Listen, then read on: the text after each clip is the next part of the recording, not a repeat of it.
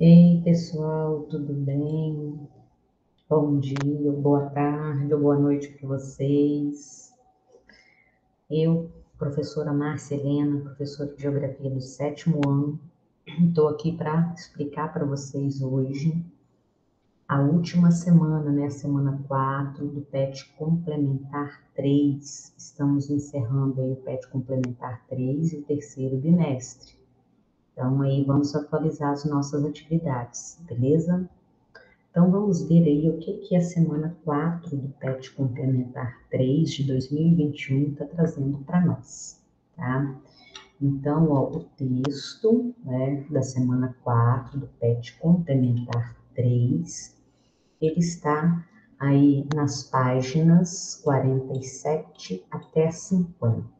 E o tema é esse daqui, né? Brasil, cidades desiguais. Na nossa outra aula, né, nós falamos bastante aí sobre, né, as cidades brasileiras, né, a hierarquia urbana, nós falamos sobre rede urbana. Hoje nós vamos falar sobre as desigualdades que nós temos nessas cidades brasileiras, nessas mais de 5.000 cidades que nós temos hoje. Então vamos ao texto. Comparando os bairros centrais com os da periferia das grandes cidades brasileiras, podemos afirmar que há uma segregação espacial. O que significa a palavra segregar? Significa separar, né? Então, tá aqui, ó. Ou seja, uma separação das pessoas em relação à ocupação e ao uso do espaço.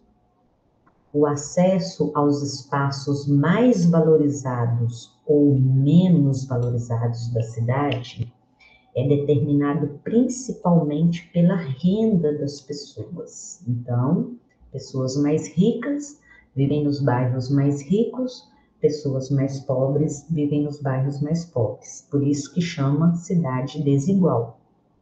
Podemos dizer, então, que a segregação espacial é uma das faces da desigualdade social. Então, nós temos aqui do lado direito a imagem de duas cidades, e dá para a gente ver nitidamente essa desagregação, essa separação aqui, ó, né?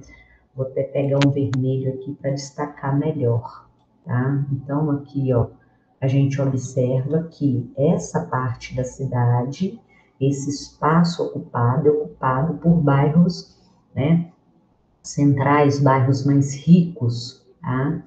Onde a construção ela é mais verticalizada, quer dizer, que tem mais prédios, e aqui na parte de baixo, né, essa parte aqui da cidade, a gente observa o quê? Né, um bairro mais carente, mais pobre, onde as construções elas são mais horizontais, indicando o quê? Diferentes rendas, mostrando a desigualdade, né, social dentro de uma mesma cidade. A mesma coisa acontece nessa daqui, ó. Dá para a gente ver nitidamente a desigualdade social. Então, o que a gente pode falar? Que nessa parte da cidade, a população mais carente, às vezes, na maioria das vezes, não tem acesso aos mesmos tipos de serviços públicos oferecidos aqui nessa parte dessa cidade. Por exemplo, água tratada, rede de esgoto, iluminação, hospitais, ruas calçadas, né, coleta de lixo, tá? Então, esses serviços públicos, que deveria ser igual para todo mundo, eles aparecem mais nas áreas mais ricas, né? Áreas verdes, por exemplo, parques florestais, né? Áreas de lazer, tá? Cinemas, shoppings, né? Então, a maioria dessas coisas aparecem na parte mais rica da cidade. Muito bem, vamos seguindo. Aqui eu tenho uma charge onde nós temos dois personagens, né? Um pai e um filho, e aqui a gente vê a separação, né? A desigualdade social. E o garoto falando para o pai assim, ó, pai, eu quero morar naquele mundo. Ele mostra para essa parte da cidade. Por que que ele fala isso? Porque essa parte da cidade é tão diferente, mas tão diferente do local onde ele vive, né? As construções, como as casas, as moradias, são bastante diferentes. Então, para ele, esse mundo aqui, ó, é o mundo da felicidade, é o mundo, né, de condições de vida melhor, né? Mas, lamentavelmente, o pai dele não tem condições, ele faz parte da população carente que vive na cidade. Beleza, continuando. Então, aqui, ó, nessa tela, nós vamos ver as diferenças entre esses dois mundos, né, de uma mesma cidade. Então, aqui está o seguinte, no texto em azul. Em geral, bairros da periferia mais afastados da área central, os serviços públicos são deficitários ou inexistentes. Muitas moradias estão situadas em áreas de risco, como em costas de morro, onde pode haver desmoronamentos, né, como aparece aqui nessa imagem, ou em áreas próximas a rios e córregos, onde há perigo de enchente, como por exemplo nesta imagem. Por isso, nessas áreas, o preço dos terrenos, casas e aluguéis são mais baixos, concentrando as populações mais pobres. Então, a gente tem aqui uma realidade, né, da área mais carente, da área mais pobre das cidades, onde a gente tem vários problemas, desmoronamentos, né, falta de serviços públicos como rede de esgoto, água tratada, né, não tem coleta de lixo. Então a gente dá para a gente ver nitidamente, principalmente aqui nessa imagem. Em oposição a essa realidade, nós temos essa outra aqui, tá? Que são chamadas de bairros centrais, que não significa que está no centro, viu, gente? Né? Pode ser que esteja afastado do centro, né? Mas são bairros, tá? Que na maioria das vezes são favorecidos com melhores serviços públicos e infraestrutura. Geralmente, nessas áreas, o preço das moradias são mais elevados e, por isso, há concentração de pessoas com melhores condições financeiras, né? Então, são as duas realidades de uma mesma cidade que refletem, né, a desigualdade social. Bom, então, um subtítulo, a questão da moradia. De acordo com a Declaração Universal dos Direitos Humanos de 1948, a moradia adequada é um dos direitos fundamentais dos seres humanos.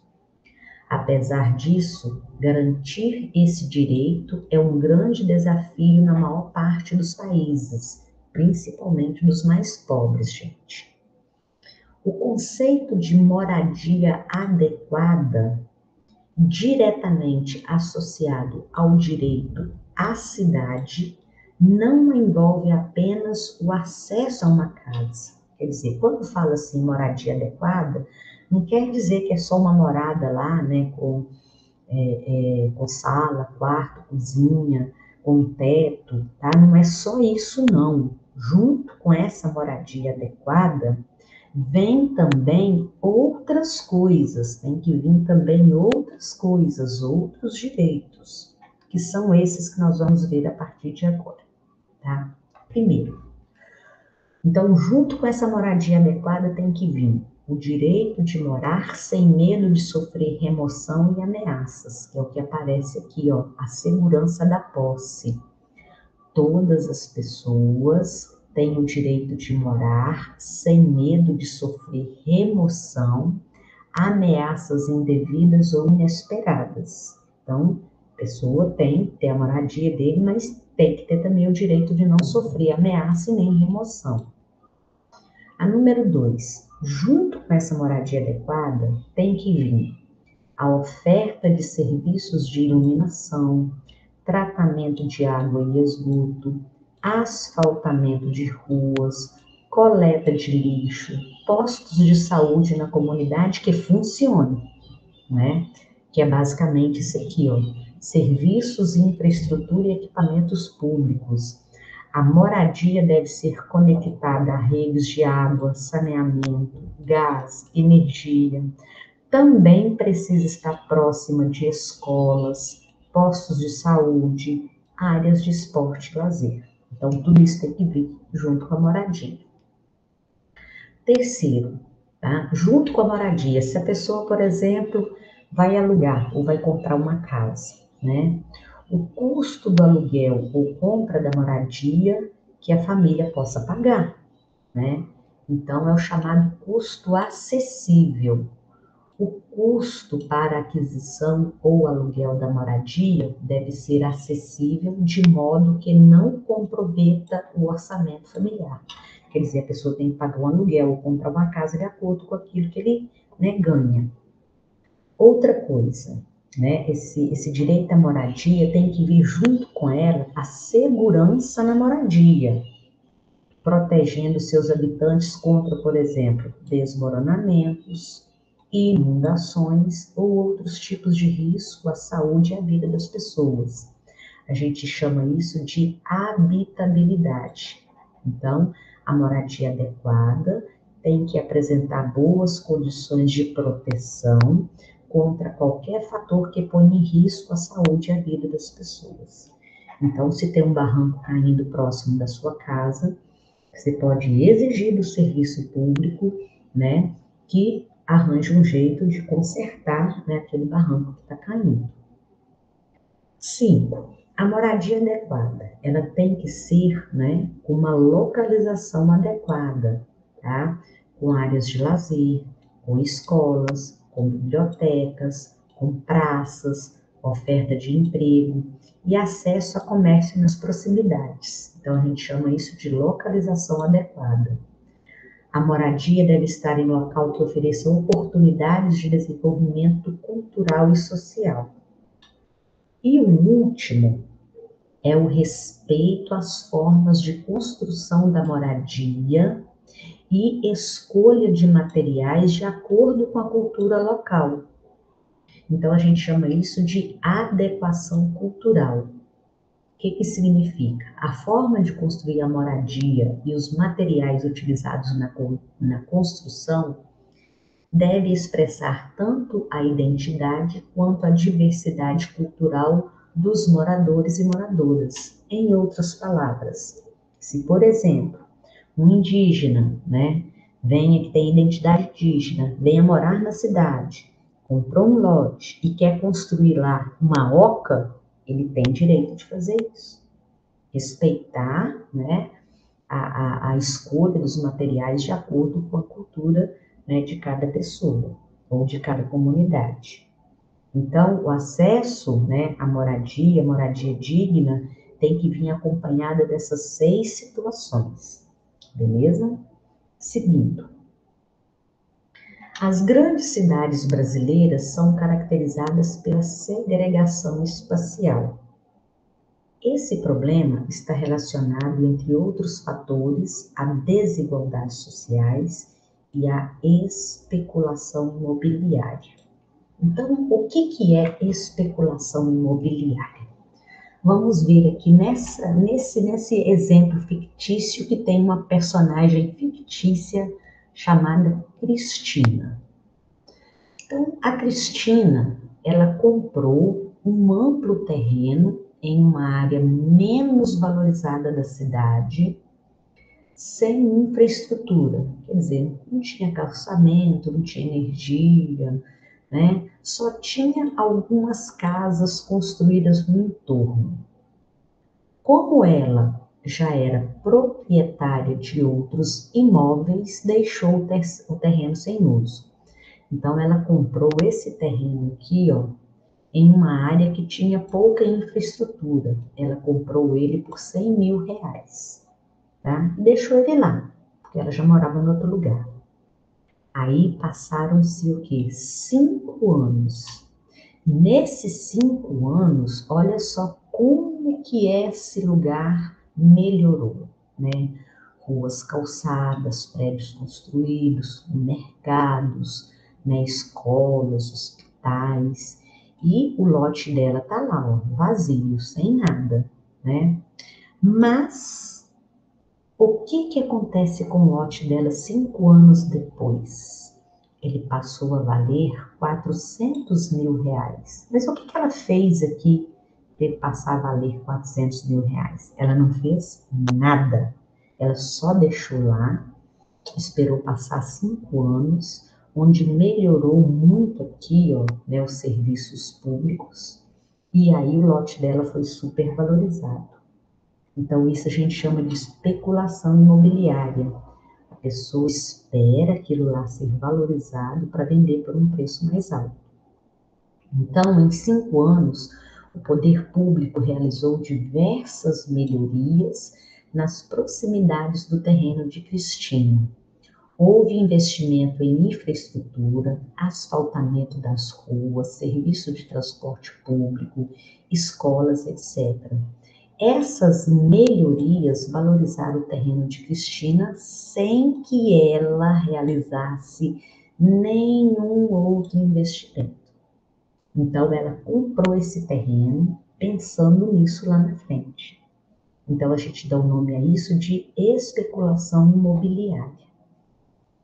Então, veja bem, o caso fictício apresentado acima, quer dizer, né, antes, caracteriza a especulação imobiliária, ou seja, a compra de imóveis com o objetivo de aguardar a valorização deles e depois revendê-los por valores mais elevados. A especulação imobiliária contribuiu com o aumento do preço dos imóveis e torna a compra de uma casa, um terreno ou um apartamento inacessível para muitas pessoas que vivem nas cidades. Então, a gente tem aqui o exemplo da Cristina. Ó. Ela comprou aqui o lote, tá? Não tinha praticamente nada aqui, tá? Com o passar do tempo, o setor público investiu em muitas melhorias aqui, e aí, resultado, mudam as características da localização e muda o valor do terreno. Mas essa mesma especulação pode ser feita por pessoas que já moram, né, em alguns lugares, né, e essas pessoas se veem obrigadas a sair do lugar onde vive, né, sendo removida e às vezes assim à força, igual aconteceu no Rio de Janeiro, quando eles começaram em 2014 a revitalizar, né, algumas áreas do Rio, tá, para melhorar o visual, né, para a Copa do Mundo e para as Olimpíadas. Então, existia lá uma comunidade chamada Comunidade Canal do Anil, tá? Na época, o prefeito era o César Maia, né? Então, o que que ele fez nessa charge aqui, ó? César Maia quer despejar a comunidade do Canal do Anil, alegando estar construída em área de risco, em área de inundação. Mas, na verdade, o motivo era outro. Ele expulsou essa comunidade dessa área para derrubar todas as suas construções, né, revitalizar essa área para ela ficar mais valorizada e ser ocupada por pessoas mais ricas. Então, a gente dá o nome a isso de especulação imobiliária. Então, ele estava preocupado se essas pessoas, né, não tinha água, não tinha esgoto, não tinha energia, se as casas poderiam ser inundadas. Não, ele queria retirar essas pessoas de lá para melhorar e valorizar a área. Ele poderia muito bem ter melhorado essa área sem precisar ter retirado essas pessoas de lá, beleza? Muito bem.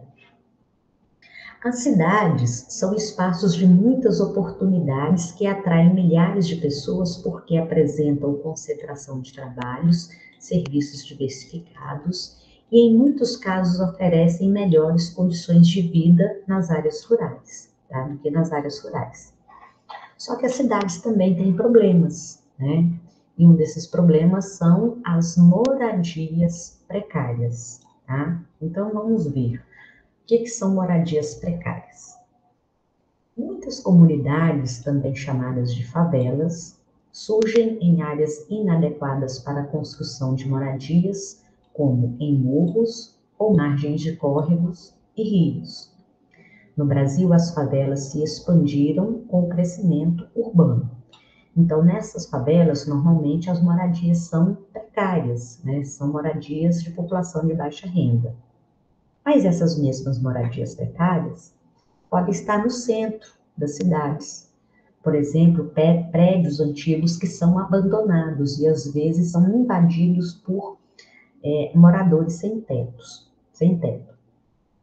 Então, por exemplo, aqui, ó, o edifício Wilson Paes de Almeida, situado no centro de São Paulo, era um prédio de ocupação que desabou no mês de maio de 2018, após um incêndio causado por um curto-circuito, deixando feridos, vítimas fatais e 171 famílias desabrigadas. Um exemplo das condições precárias de moradia em que muitas pessoas vivem, tá? Então, moradias precárias podem estar tanto nas áreas centrais, né, das cidades, quanto nas áreas periféricas. No entanto, uma parcela considerável da população urbana não tem o direito à cidade. O que é o direito à cidade? É o direito à moradia adequada, né? Uma moradia adequada, que vem acompanhada com transporte público de qualidade, né? E a mobilidade, que é o deslocamento de pessoas, que tenha saneamento básico, a liberdade de se manifestar e de usufruir os espaços públicos, dar opiniões e participar da construção de uma cidade que promova qualidade de vida para todos, independente da classe social. Então, isso é direito à cidade, ou seja, todo mundo que vive na cidade ter os mesmos direitos que estão na Constituição. Nesse contexto de segregação espacial, né, já que todo mundo tem o direito, por que tem a segregação espacial? Surgiram vários movimentos sociais urbanos de caráter popular, organizados para reivindicar moradias, implementação ou melhoria dos serviços e acesso aos espaços públicos, questões relacionadas à luta pelo direito à cidade. Então, aqui a gente tem duas imagens, né, que refletem esse direito. Uma está aqui na Avenida Paulista, né, com essa frase aqui, ó, uma cidade para todos, né? Se a cidade é um direito de todos, então tudo que tem nela tem que ser usufruído da mesma forma por todos os habitantes dessa cidade. E quando isso não acontece, surgem os movimentos sociais, né? Por exemplo, aqui, ó, pelo direito à moradia digna por uma cidade mais urbana.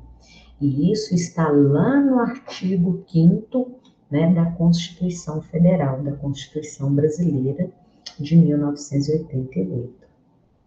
Seguindo, importantes ações, né, para garantir esse direito a todo mundo podem ser realizadas a fim de diminuir as desigualdades nas cidades, principalmente no que se refere ao direito à moradia. Um exemplo que pode ser feito é a reforma de prédios sem uso nos centros das cidades. Então, para a ocupação de pessoas de baixa renda, né? Por exemplo, aqui, ó, esse prédio aqui, ó, no centro de São Paulo, ele estava todo vazio, com vários apartamentos, vários andares. Ele foi todo reformado e ficou assim, né? E foi vendido para a população de baixa renda a custos mais acessíveis. Então, além desse exemplo, um outro que é muito comum no Brasil hoje é a criação de projetos para destinar apartamentos em prédios novos, aí seria prédios novos, para essa população. Então, pode ser reformado prédios antigos ou pode construir prédios novos e vendidos a preços mais baixos para a população mais carente, né? No Brasil, o projeto é chamado de Minha Casa, Minha Vida, né? Que são aí esses prédios, né, que são construídos para a população mais carente. Beleza. As moradias precárias, como as favelas, são acompanhadas pela ausência de infraestrutura. Para o crescimento de qualquer cidade se faz necessária a expansão de todo o serviço público, como distribuição de água, rede de esgoto, energia elétrica, pavimentação, entre outros. Então, todos esses serviços são direitos de todos os habitantes das cidades. Então, por que a gente tem situação como essa daqui, ó, falta de esgoto? As áreas urbanas onde vivem famílias mais pobres geralmente são desprovidas de escolas, quer dizer, não tem escolas, postos de saúde, policiamento e demais infraestruturas. Em geral, favelas e demais bairros marginalizados surgem de modo gradativo em áreas de terceiros, especialmente do governo. Aí elas ficam desprovidas, né, de todos esses serviços que todo habitante de qualquer cidade tem direito. Em 1988, o Brasil assumiu diversos compromissos em defesa do bem-estar social da nação. A Constituição Federal coloca em seu artigo 6º a responsabilidade da União no desenvolvimento de programas de construção de moradias e melhoria das condições habitacionais. E por muitos anos foi possível observar o cumprimento desses compromissos. Então, a Constituição brasileira ela tem 30 anos e um dos direitos que ela prega é o direito à moradia para todos os brasileiros. Ao longo desses 30 anos, muita coisa foi feita a respeito, né? Então, aqui, ó, de 2009 a 2016, tá? Foram contratadas aí, né, mais de 1 milhão, né, no caso, 1.788 casas para serem construídas para a população de baixa renda. E dessas 1.780.000 casas, foram entregues, nesse período, 1.240.000 habitações, 1.000 moradias. Né? Muito bem. Mas veio a pandemia, né, em 2020. Mas em meio à pandemia do novo coronavírus, a habitação que se tornou o espaço de trabalho e da vida social de diversas pessoas devido ao isolamento, vem refletindo uma desigualdade latente e um desrespeito à Constituição e acordos internacionais. Então, quando veio a pandemia, o que aconteceu? Muitas pessoas começaram a trabalhar em casa ou não podiam sair de casa para trabalhar. E aí diminuiu a renda. Então, as pessoas que viviam principalmente de aluguel ou que tinham o projeto lá Minha Casa Minha Vida e tinha que pagar, né, todo mês, né, a mensalidade, né, ou pagar, né, o tanto que ele tinha que pagar aí pela casa que ele financiou, começou a ter problemas. Aí muitas pessoas começaram a ser despejadas. Aí nasceu essa campanha aqui, ó, campanha, né, hashtag Despejo Zero. Então, segundo dados da campanha Despejo Zero, no último ano, né, vou colocar aí, no último ano aí, 2020, mais de 9.000 famílias sofreram com ações de despejo pelo país, que seja moradores de aluguel ou que seja aí do projeto Minha Casa Minha Vida. Sendo que outras 64.000 seguem correndo o risco de perder seus lares. nesse cenário, apesar do colapso da saúde e a crise econômica, as ações continuam ocorrendo com a permissão do judiciário, ferindo aqui, ó, a Constituição que diz aí, né, do direito à moradia. Então, com a permissão do judiciário, enquanto se propagava o discurso do fique em casa. Então, aí, algumas imagens sobre isso. Não ao despejo. Em plena pandemia, a justiça ameaça despejar 700 famílias, né? Então, aí as pessoas não estavam pagando porque não queriam, né? Mas é porque realmente estava sem renda. Aí é que nasceu essa campanha #Despejo Zero, que é um projeto de lei número 1975/2020, que busca impedir ações judiciais que tentam desabrigar famílias e promover despejos durante a pandemia. Aí saíram várias reportagens, né? Vitória pelo despejo zero pela vida no campo e na cidade. Aí, com essa campanha aqui, ó, o Conselho Nacional de Justiça recomendou a suspensão dos despejos enquanto durar a pandemia, né? Então, nós temos aí 2020 e 2021. Então, diante desse quadro, as políticas adotadas durante a pandemia levantaram um velho questionamento. Quem tem direito à moradia digna no Brasil? Até 2019, né?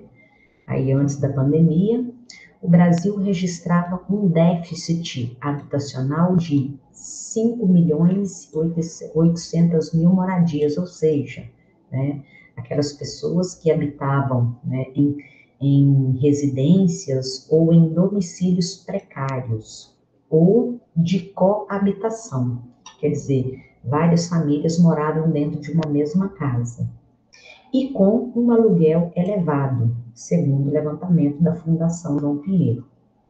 Assim, com o aumento do desemprego durante a pandemia, a alta dos alimentos e a diminuição do valor do auxílio emergencial em 2021, né, aquele auxílio que as pessoas iam para aquelas filas imensas da Caixa receber, 2020 ele foi maior, 2021 ele diminuiu bastante. Diversas famílias perderam suas moradias, foram despejadas e passaram a viver nas ruas ou ocupações, seja de terrenos ou prédios que não cumprem sua função social. Então, com a pandemia, aquelas pessoas que foram despejadas por não pagar aluguel ou não pagar a casa própria, né, elas foram despejadas, elas passaram a viver na rua ou passaram a ocupar aqueles prédios, né, vazios aí, que não tinha nada, tá? Então, aí, nós temos algumas imagens que refletem essa realidade da pandemia, né?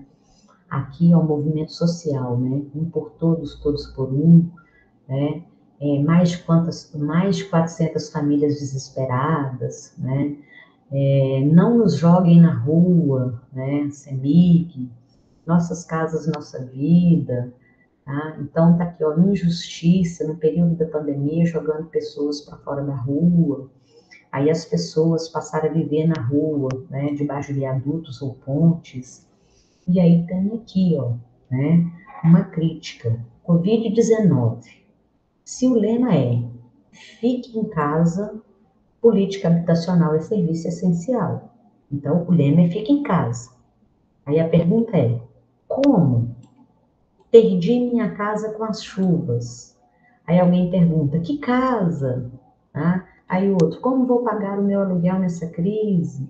Né? Então, aí é por isso que aquela campanha #Despejo Zero, ela surgiu. Tá? Muito bem, pessoal. Então, com isso aí, a gente encerra a nossa aula sobre as desigualdades, né, nas cidades e a questão da moradia hoje, né, em função aí da pandemia, como que as pessoas mais carentes, elas vão conseguir passar por isso, tá? Então, É isso aí, um grande abraço para vocês, tá? Nós vamos encerrando por aqui. Fica com Deus e até a nossa próxima aula.